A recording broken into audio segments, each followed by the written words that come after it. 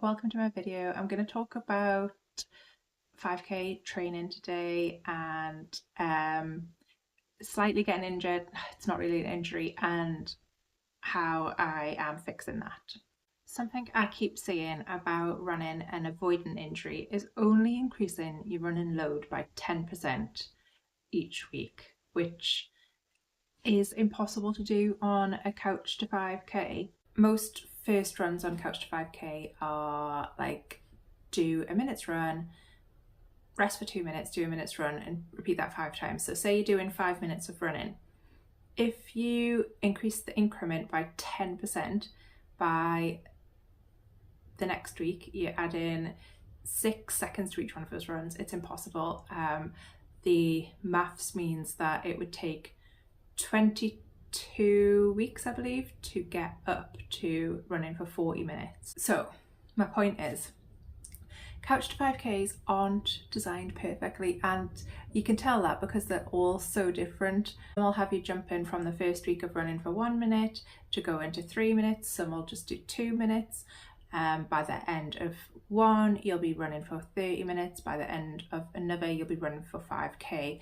They're not an ideal system. The whole idea of progressive loading for running to avoid injury, it just can't happen on a couch to 5k unless you are willing to put 6 months of time into it. That being said, I have a slight, I'm not even going to call it an injury, but I've got a twinge in my ankle that literally started hurting after the week I started the 10k training. I got through the first 2 runs and my ankle, it doesn't hurt when I'm walking, it doesn't hurt when I'm running, it hurts in the evening after, and it's just like under the ball on the right foot, slightly throbbing, not that painful, but also something I know I don't want to get worse, because if I get an injury then I'm not going to be able to continue with training properly.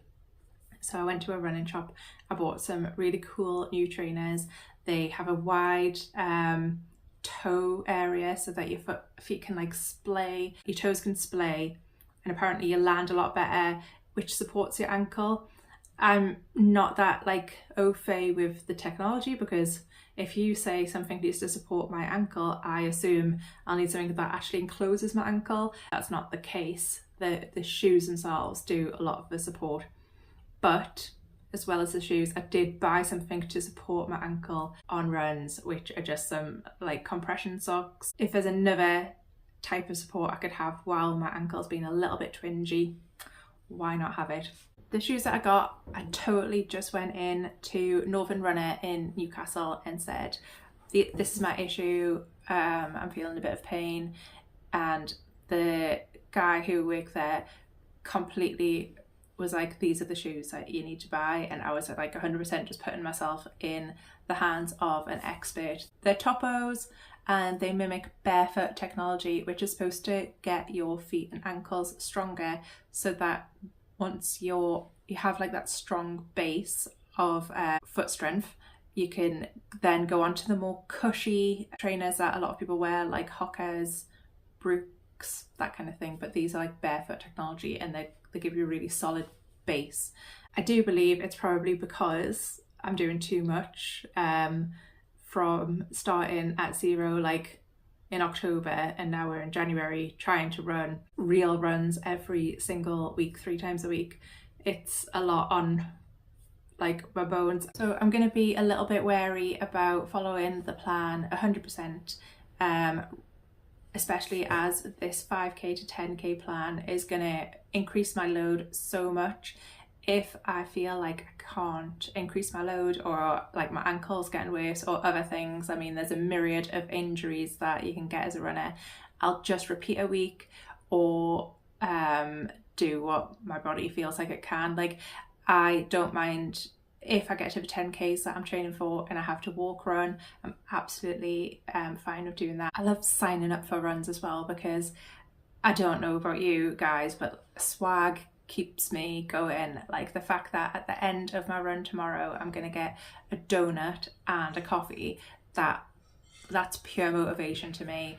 Yes, a job well done is a good thing to strive for, but also like if you're saying there's a donut at the end, I'm gonna keep on running. So yeah, I love signing up for little things, and the one tomorrow with Deep North was literally £4, so totally worth it. I mean, a donut and a coffee is worth £4 without a little organised run as part of it as well.